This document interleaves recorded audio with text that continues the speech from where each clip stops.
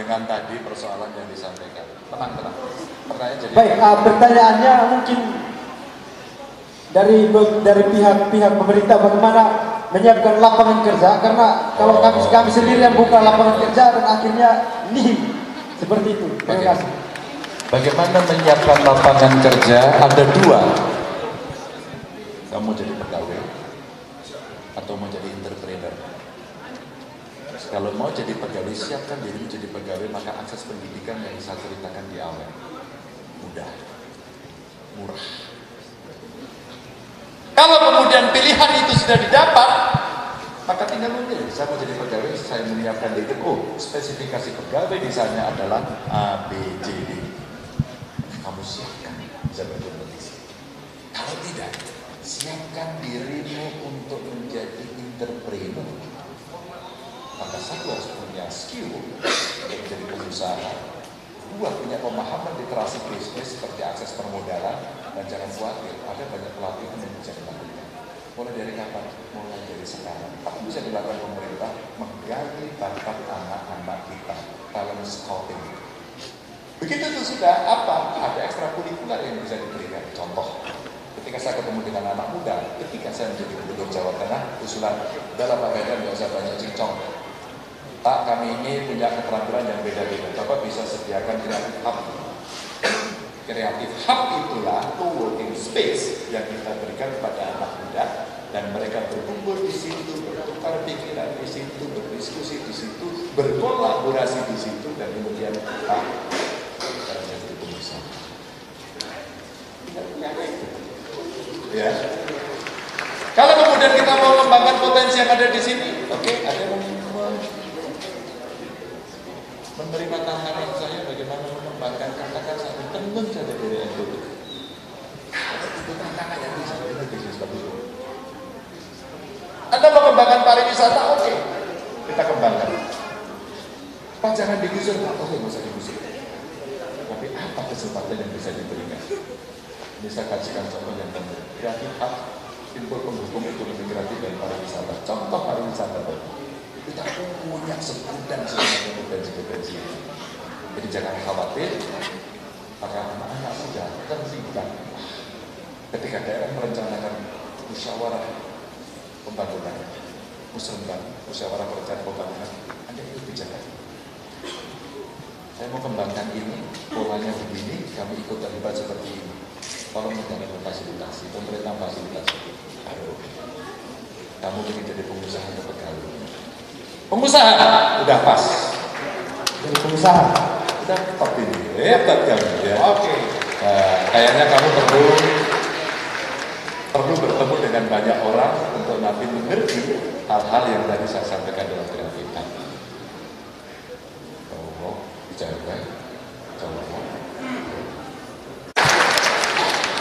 Baik, terima kasih untuk kesempatan yang diberikan bagi saya. Perkenalkan, nama saya Yunike. Dari panggilannya? Nama saya Yunike Gloria Bani, panggilannya Yunike. Yunike. Ya, Yunike. Yunike. Panggilannya Yunike. Ada itu dulu merek apa itu? Paket itu ya? Yunike. Ini prodi akuntansi. Oke. Oh, yang temennya ya. Pertanyaan apa Yunike? Oke, baik Pak. Tadi seperti yang di awal, Bapak kan sudah bilang untuk bisa menaikkan ekonomi masyarakat lemah, itu yang kita kasih bukan ikannya, tapi pancingnya, ya kan Pak? Yeah. Nah, di sini saya lihat satu fenomena, memang betul untuk meningkatkan ekonomi masyarakat salah satunya lewat pendidikan. Tapi ada satu fenomena Pak, yang dimana mahasiswa yang tamat dari satu universitas, ketika tamat, ya realitanya belum tentu penghasilannya itu sama. Dan betul. Tapi begini Pak, saya juga lihat satu fenomena, jika kesuksesan seseorang diukur berdasarkan tingkat pendidikan, ya di realitanya ya itu malah terjadi sebaliknya. Seperti begini Pak, orang yang lulusan SMA itu bisa saja penghasilannya lebih besar dibandingkan sarjana. Ya itu kan Pak. Nah dari sini saya kemudian berpikir kalau oke, sekolah, kuliah, tapi tamat lapangan pekerjaan, ya jujur kalau misalkan mau bangun usaha itu kan butuh modal besar kan Pak. Ya, ya betul Pak. Tapi kebanyakan Pak, kalau misalkan di daerah, khususnya di Nusa Tenggara Timur, mungkin pandangan saya secara pribadi, itu masyarakat lebih banyakan mau untuk jadi pegawai negeri sipil, belum kepikiran untuk entrepreneur. Betul Pak? Itu kepikirannya. Oh ya. Jadi pertanyaannya apa? Pertanyaan saya ini Pak, menurut Bapak, apakah untuk bisa berhasil dalam hidup itu hanya terus untuk fokus sama pendidikan saja, atau kalau misalkan kerja kan masih gaji UMR kan Pak? Nah gaji UMR kan ya kalau di NTT kecil. Nah menurut Bapak apa yang perlu dilakukan bagi kami anak-anak muda jika misalkan pada saat tamat kuliah oke, kerja, hasilkan uang, perlu kebutuhan hidup, tapi kalau misalkan goals jangka panjangnya untuk Stop. Pertanyaannya apa? Ini latihan merumuskan pertanyaan, nggak apa-apa. Coba, kamu simpel aja sekarang pertanyaan. Pertanyaannya Pak, bagaimana caranya agar kami sarjana yang bakalan tamat Pak bisa tetap punya penghasilan, tapi bukan gaji UMR, tapi penghasilannya besar. Oh, cocok. Orang gaji besar itu kerjanya di mana sih? Kalau biasanya kalau misalkan di bidang digital, kalau orang mau bekerja gaji besar itu menurutmu kerjanya di mana sih? kalau mau gaji besar pengusaha Pak. Kalau pengusaha nggak pegawai. Iya, kalau kerja mungkin levelnya CEO Pak. Mungkin Teman-teman gini ya, ini pertanyaan bagus tapi siapa? Kami pengen dapat duit banyak. Kami pengen bekerja. Pertanyaan simpel aja. Orang ini berproses. Saya bisa sampai berdiri di Undana ini, itu bukan tiba-tiba. Ya. Bukan fasilitas. Oke, UGM. Kalau lama tidak, tapi ilmunya dalam, maksudnya begitu. Kami bekerja pertama juga mimpinya seperti ini. Tapi kami tidak. Maka kamu harus belajar. Bahkan gaji pertama saya itu untuk membayar kos-kosan saja pasti. Maka otak kita berpikir bagaimana kita survive. Kita harus bukan lulus duduk manis minta bayaran mahal. Tapi bisa nggak Pak? Bisa. Maka saya tanya, bayaran yang rata-rata tinggi apa? BUMN. Tinggal kamu siapkan diri ke BUMN karena itu perusahaan MNC, multinational corporations, perusahaan asing, bayarannya tinggi.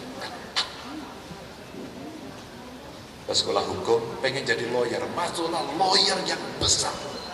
Dan kamu sebagai yang lawyer di situ, pasti bayarnya juga tidak tinggi.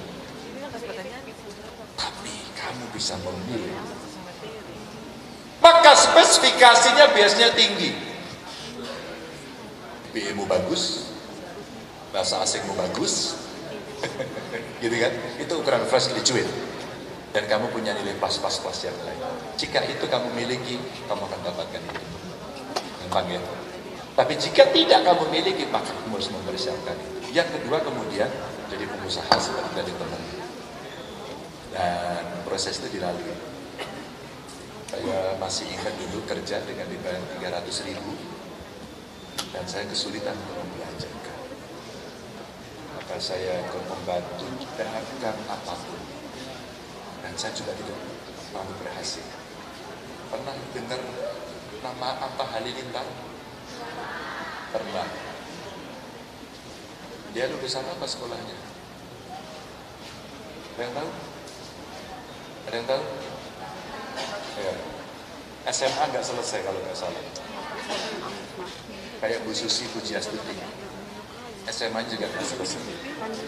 Jadi pendidikan itu adalah ikhtiar kita untuk mencapai syarat ikhtiar. Tapi apakah otomatis? Belum tentu. Maka kemudian saya katakan butuh soft skill. Soft skill. Jejaring, komunikasi yang bagus dan lain sebagainya. Ini penting. Atau Halilintar saya tanya, Pak, kamu caranya bisnis? Pokoknya saya jual aja, Pak. Kamu nggak punya modal? Enggak, Pak. Lalu bagaimana? Saya umum pada tetangga-tetangga, ada barangmu yang mau kita jualin? Dia ketuk pintu. Ada ini kulkas bekas mau saya jual, aku jualin ya. Dia punya ilmu sales yang bagus. Oh, skill. Saya tanya apa? Ada bukunya juga. Dan kemudian dia kembangkan terus dengan segala kreativitasnya. Kemudian potensi-potensinya dia keluarkan. Jadilah dia hari ini. Saya merangkak seperti itu, kerja di kantor orang, kemudian berpartner dengan orang, cari terus karena saya tidak pernah mau menerima kondisiku hanya segitu saja. Kemudian saya ke politik, jadi anggota DPR, bertarung di sana, ketemu masyarakat, kemudian buang, ayo kamu ke daerah sana, fight untuk jadi gubernur Jawa Tengah, kita fight, men-challenge incumbent, dan kemudian kita tanya, maka kita menyiapkan diri. Ada nggak di paparan saya gambaran Ganjar Pranowo, Xi Jinping, dan Obama?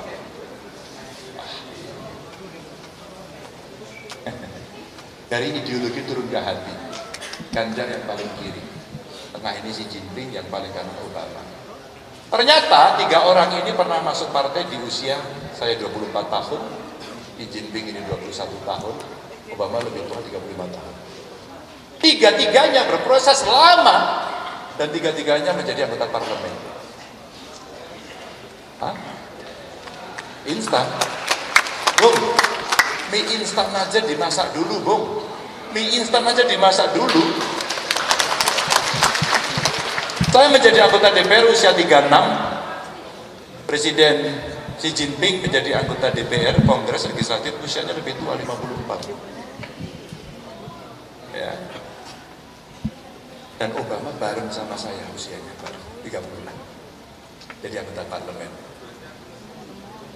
2 mereka sudah jadi presiden. Oke. Itu proses yang sangat panjang sekali. Kami bukan siapa, bukan anaknya siapa-siapa. Bapak saya orang yang hebat, polisi pangkatnya tidak tinggi. Ibu saya lulusan SMP, bapak saya lulusan SD. Tapi saya bisa menggapai itu, saya diperhitungkan karena insya Allah saya punya ilmu. Saya sekolah, saya menjadi aktivis, saya diam. Kita demo juga, kita kritik juga, tapi saya memilih masuk sistem. Oke, geser. Siapa tadi yang belum? Kamu. Oke. Ya. Terima kasih Dionisio di Nova Valadares. Panggilannya Doni. Doni. Ya. Kamu dari mana, Don? Saya dari Fakultas Hukum. Hukum. Ya. Ada supporternya. Don, apa pertanyaanmu, Don? Baik, terima kasih Bapak. Karena saya dari melihat kondisi dan situasi Indonesia saat ini, Bapak. Ya. Di mana korupsi itu sangat merajalela, Bapak. Oke.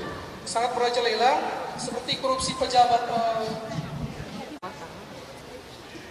Tantangan ini menjadi suatu yang sangat sulit bagi kami, generasi milenial, khususnya dalam menyongsong generasi emas tahun 2045. Oke. Jadi pertanyaannya? Iya Bapak. Bagaimana? Jadi pertanyaan saya gini Bapak. Pertanyaan saya, bagaimana langkah-langkah atau upaya preventif yang akan dilakukan oleh Bapak jika Bapak nanti terpilih menjadi orang nomor 1 Republik Indonesia? Ada interpretasi atau pandangan Bapak itu berbeda dengan partai politik karena Bapak selain sebagai kepala pemerintahan juga sebagai kader partai politik. Ya. Terima kasih Bapak. Saya 10 tahun jadi gubernur. Saya sudah memutuskan sendiri. Bagaimana cara tidak korupsi? Dicontohin dulu dari pimpinan tertinggi. Kalau pimpinan tertinggi tidak minta-minta setoran, maka bawahan bisa kita tendang. Halo, kamu jangan minta-minta juga ya. Kalau kamu minta-minta, saya pecat. Kalau pemimpin tertinggi membuatkan sistem yang fair, maka siapapun yang akan menduduki jabatan melalui promosi terbuka. Bukan jual beli jabatan, dikontrol sendiri. 2. 3, cegahlah sistem agar tidak korupsi. Bung, maka ada 3 syarat. Regulasinya mesti kuat. Regulasi ada sistem kelembagaan yang bisa menghalangi. Dan terakhir, pilihlah aktornya. Aktor yang punya integritas tinggi.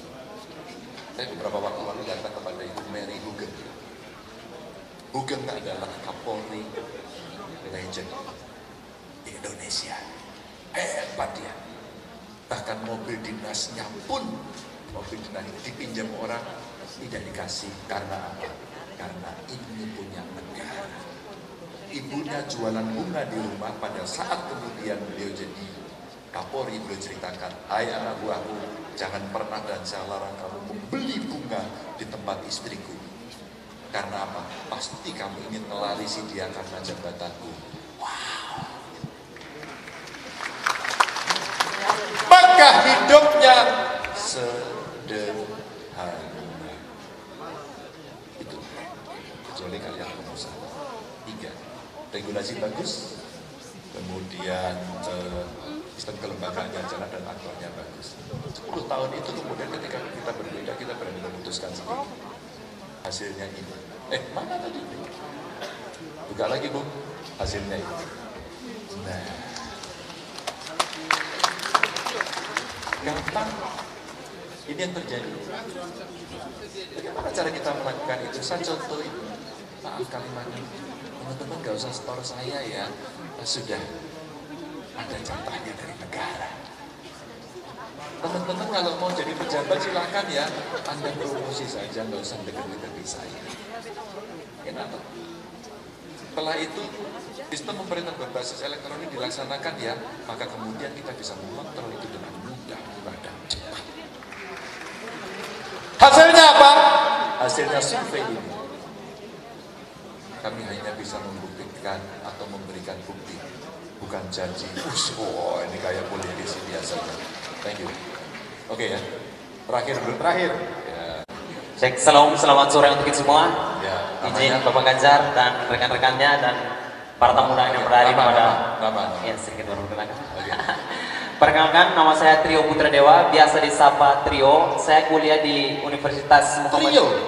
Trio namanya. Anak nomor 3. Keempat, tapi ini 3 dari laki-laki. Oh iya, oke lah bapakmu gitu ya. Oke, Trio. Kamu kuliah?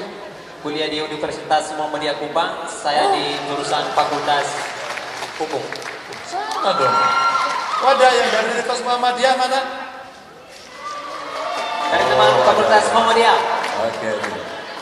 Trio, apa pertanyaannya? Yuk. Pertanyaannya seperti yang dijelaskan dan dipertanyakan oleh teman-teman saya dan rekan-rekan saya tadi Bapak. Saya cuma satu pertanyaan. Ya.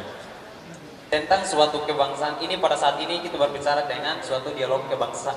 Ya. Nah, pertanyaan saya dengan sesuatu hal di dalam konstelasi politik, apakah di suatu saat nanti Bapak menjadi orang nomor 1 di negara Indonesia dengan karpet merah yang tersisa, apakah Bapak suatu saat nanti diwariskan kepada keluarga atau tidak? Karena saya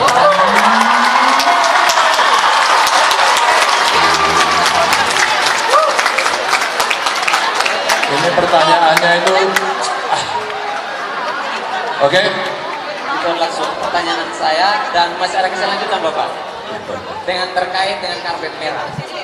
Pada saat ini juga karpet merah adalah tempat jalan kita bersama tadi dengan Pak Ganjar Pranowo. Masih ada karpet merah yang tersisa di Kabupaten Sumba Barat Daya. Saya ingin menyampaikan di Bapak yang masih dilumpuri oleh darah kekurangan dan kemiskinan di Sumba Barat Daya, terlebih khususnya di Sumba Barat. Saya bukan mewakili pemerintah Sumba Barat Daya. saya hanya menyampaikan aspirasi saya selaku anak muda yang mau berkarir juga seperti Bapak suatu saat nanti. Oh, terima kasih. Selamat sore untuk semua. Ya. Trio. Pengen Bapak? Pengen, tepuk tangan. Ini kayaknya mesti saya kader ini. Dan kamu masuk PDIP aja. Sorry lo ya. Sorry gini-gini. Kamu boleh masuk partai lain. Tapi saya ini dikader dari kecil. Dari mahasiswa. Dan saya bisa menjadi mentornya Trio. Ya, kalau anak muda kita aja seperti Trio, kita siapkan betul. Maka saya tunjukkan tadi, saya usia berapa masuk partai? Kamu usia berapa sekarang? Dua-dua Pak. Ah, pas. Dua-dua pas kan?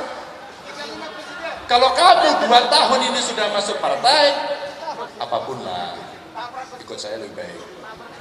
Siap Pak. Nanti dulu, gini loh, gini. Kalau dia ikut yang lain, siapa yang berani statement menjadi mentor? Belum tahu. Kalau ikut saya, udah pasti mentornya saya. Mentornya kira-kira siapa? Mentornya pernah menapaki dan sukses. Maka kalau saya mau bicara, Trio, kamu pengen jadi bupati? Begini caranya. Ini langkahnya. Kenapa Pak Ganjar bisa ngomong, saya 2 periode terpilih kok? Iya. Apa yang mau saya ceritakan? Memberikan semangat pada anak muda. Pertanyaan saya satu, saya mau jawab dengan pertanyaan. Kalau kamu jadi bupati, korupsi enggak? Nah. Iya. Bagus. Jawabannya udah tegas, tidak. Pernah lihat uang 1 miliar? Pernah lihat uang 1 miliar? Belum pernah Pak. Belum. Kalau suatu ketika ada orang datang, Pak Bupati Trio, ini Pak, sekedar untuk oleh-oleh saja. Pak di depanmu.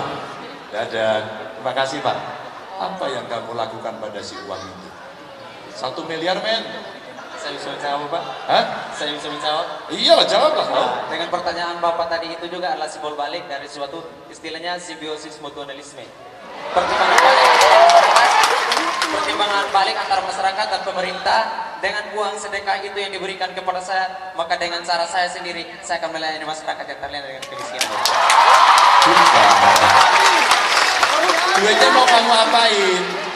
Uang itu saya akan memberikan kepada masyarakat yang menjadi utama kemiskinan Pak. Uangnya akan diberikan kepada masyarakat yang miskin. Betul itu? Siapa yang mengatakan itu betul, angkat tangan. Siapa yang mengatakan itu salah, angkat tangan. Pelajaran sore hari ini dan mengakhiri pertemuan saya adalah itulah namanya gratifikasi. Suap. Tapi saya berikan kepada orang yang berhak. Rakyat saya, no, salah. Kamu harus tegas menolak ini. Sorry, tidak. Pergi kamu. Wah, itu baru oke. Masyarakat miskin akan saya apakan? Akan saya siapkan. Karena jabatan saya sebagai bupati. Siapkan anggaran, saya bicara dengan DPRD, mari kita entaskan kemiskinan programnya A, B, C, D. Dan kemudian, Pak Ganjar, lihat Trio nanti. Saya siap sebagai anak muda debat di depan panggung. Gitu. Untuk menurunkan kemiskinan dan memberantas korupsi. Itu. Oke nggak? Siap Pak. Tinggal apa? Latihan. Siapa yang melatih? Siap Pak. Gak tahu nih siap ini beneran nggak? Benar Bapak. Beneran? Benar. Besok pagi kamu datang ke DPC minta KTA. Siap Bapak. Oke. Loh, teman-teman, ini saya sampaikan sesuatu yang konkret agar ini bisa dilaksanakan. Kita menyampaikan terima kasih. Mudah-mudahan yang sepenggal ini bisa memberikan cerita kepada kita semua akan kemana dan bagaimana persiapan kita. Assalamualaikum warahmatullahi wabarakatuh. Baik, terima kasih adik-adik sekalian. Sekali lagi kita berikan aplaus buat Mas Ganjar. Ya, adik-adik sekalian, jadi pemaparan.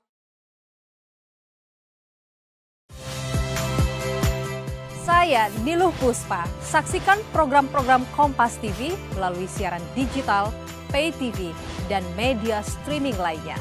Kompas TV, independen, terpercaya.